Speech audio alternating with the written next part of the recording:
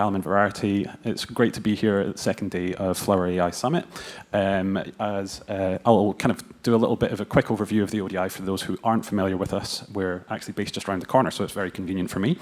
And then I'll also go over a little bit on pets at the ODI, what we're actually focusing on. We come from a bit of a different position. As Nick was mentioning, we're a lot more kind of focused on the communication and the guidance and helping organizations to consider the adoption of privacy-enhancing technologies, including federated learning. So I'll go into that just very quickly, and then I'll belie my Scottish roots and be probably uncharacteristically optimistic, or at least I'll try to be, in giving a bit of an overview of the current pets landscape. So thinking about beyond privacy, we've already touched on, or some of the speakers already have touched on this a bit.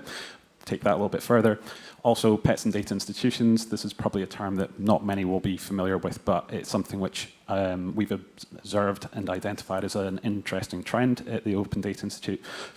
And then finally, focusing a little bit on pets beyond research. As has been touched on already, not just the purpose or the ways in which federated learning and analytics are being used just for research purposes, but then even specific sectors like health and finance. Those are the ones that we're always hearing about. There's an increasing load of examples which exist around that. So where are we seeing these technologies also being considered and adopted more broadly? So then, as with the previous session, then there will be a bit of time for questions at the end if I manage to keep time, and I'll try my best. So here we go. Right, so just very quickly, for those that don't know us, or me, the ODI, we were founded in 2012. You'll probably recognize at least one of the people up on the screen. We were really founded with the basis of trying to push for more open government data. That's how it started back about coming up for 12 years ago now. And then very quickly, we gained a better appreciation for the importance of shared data and where data needs to also remain closed. I'll get onto that a little bit more in a couple slides' time. But then, ultimately, we're a non-profit organization with this vision of a world where data works for everyone, and where there's possibilities for technologies such as federated learning to be used to be able to achieve that, then that's something that we're really interested in, and hence an area of focus for us. So that leads me in nicely to pets at the Open Data Institute. As Nick mentioned, we've been in discussions for a couple of years now. I've been with the ODI for about 2.5 years. We focused, shortly after joining the Institute, then I was tasked with working with the Rockefeller Foundation on a report looking into into federated learning and how this can be applied in contexts outside of the typical next word recommenders on phones, so more of the cross-silo applications of federated learning. So this little diagram that we've got here is something that we mocked up as part of that report, with thanks to Nick as well for those contributions that he made during that time. But then following on from that report, we've established a whole program of work which focuses not just on federated learning, but also on pets more broadly, how they can be used particularly for public benefit and in cases where there are benefits to broader society as well. So there's plenty of definitions that are floating around on what pets are. This is the one that we've focused on, and we like to give consideration to the fact that they're both tools and practices. So we can go way back, or we can also think about the more novel ones such as federated learning, and these are the kind of purposes that we think that they're primarily used for. So I mentioned about the whole open, shared, closed conundrum. Well, at least it's a bit of a conundrum for me, seeing as, some of these privacy-enhancing technologies, they might blow. This is what we call the data spectrum at the Open Data Institute, and this is a kind of tool that we used, or we developed quite a few years ago, way before my time, but it's still pretty prescient in helping organizations, because we work with governments, we also work with companies to help them consider where they can make data more openly available. But then this is an appreciation of where some data needs to actually remain it's gone. Either shared on a more limited basis or closed. So this is kind of like a keystone thing or tool that we use with different organizations. And it's not necessarily to the extent of keeping me up at night, but when I've started working on privacy-enhancing technologies, and then when I've been focusing on how these can help enable data access rather than data sharing, then I've been in some conversations with my colleagues as to whether I can come up with a new slide or a new spectrum which has pets straight across it.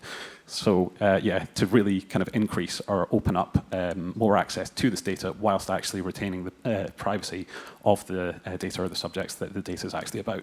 So it's an interesting one. And at times I've wondered, are pets antithetical to open data? or can they actually peacefully coincide, or in collaboration with each other? And I'm leaning more towards the latter. I still see that there's value for open data. It's maybe not as much of a hot topic as it used to be, but that's where PETS is coming in. Oh, I'm seeing that I've only got 4 minutes to go. I need to get going. Right, sorry, I'm going to jump ahead.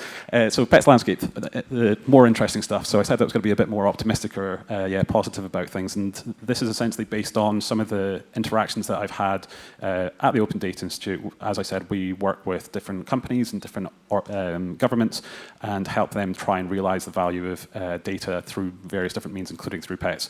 So just moving forward.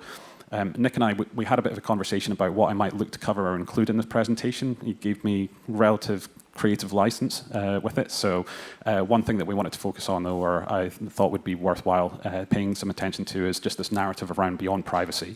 This is something which isn't necessarily a new trend, but it's something that's certainly developing or gaining a lot more currency. The diagram, which you might not be able to make out, but I'm happy to share this stuff around later, is a diagram that we came up with as part of our research when we were doing our work on federated learning, thinking about the other benefits that can actually be achieved through using certain privacy-enhancing technologies, in this case, federated learning, where the size of the different sort of spheres, or circles, I guess, in this basis, are relative to the value that can actually be gained through using different technologies. And then in this, you can see that confidentiality is a little bit lower, whereas scalability, particularly for federated learning, is an actual much bigger selling point. And so what we're seeing is that as familiarity with different privacy-enhancing technologies is increasing, then we're seeing people looking beyond just the headline privacy-enhancing technologies and thinking about the other benefits that these are actually enabling. I'm going to scoot forward very quickly. PETS and data institutions. Data institutions, this is a term that we kind of coined at the Open Data Institute quite a few years ago. We consider data institutions organizations that steward data on behalf of others for public or charitable aims.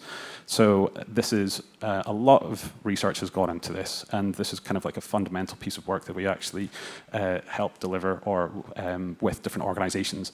And you can see here, maybe you can make it out, that we talk primarily in terms of 4 different components which are necessary for good data institutions, and we think in terms of the legal foundation, technical infrastructure, you can probably see where this is going, and then the governance processes and the commercial terms.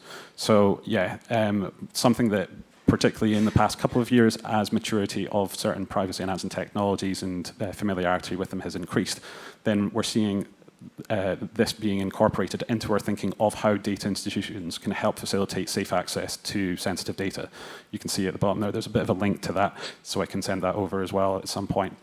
But I'm actually just back from, I was over at UK Southeast Asia Tech Week in Bangkok, even though, you'd probably not be able to guess it, just a couple of weeks ago.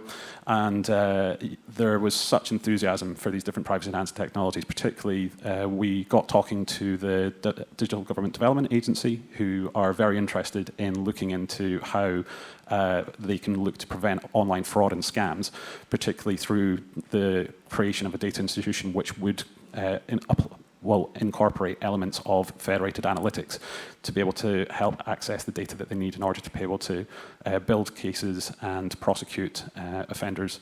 And then similarly, actually, I just got back last night from the Data Spaces Symposium. I've got 1 minute. Okay. Just very quickly on that, it was really interesting to see. I'm not sure if people are familiar with data spaces. Come and speak to me afterwards. I won't spend too much time talking about them just now. It was really interesting to see that these EU initiatives, where they're looking to bring industry and tech providers together to increase access to data for innovative purposes, then they're increasingly also considering the use of privacy-enhancing technologies, and namely federated learning. I've got some examples which I can talk about when I've got more time. I've got probably about 30 seconds to cover this. So, beyond research, interesting areas beyond finance and health, advertising sector. bit of an iffy one, but yeah, it's really interesting to see, particularly with the ongoing consideration or the move to removing third-party cookies or degrading them. Then we're seeing a lot of activity occurring in the online ad space, particularly trialing out all various different privacy-enhancing technologies. And yeah, I think it's already been mentioned, but we're not yet at a position where there's kind of prescriptive cases. There's a clearer picture becoming available on that, but then the deployment of pets just entirely remains context specific, whether that's a small tailoring that you're doing to it or the entire access model that you're actually looking to use. I'm going to skip my next slide, probably because I'm out of time, and I'll just say thank you for just now.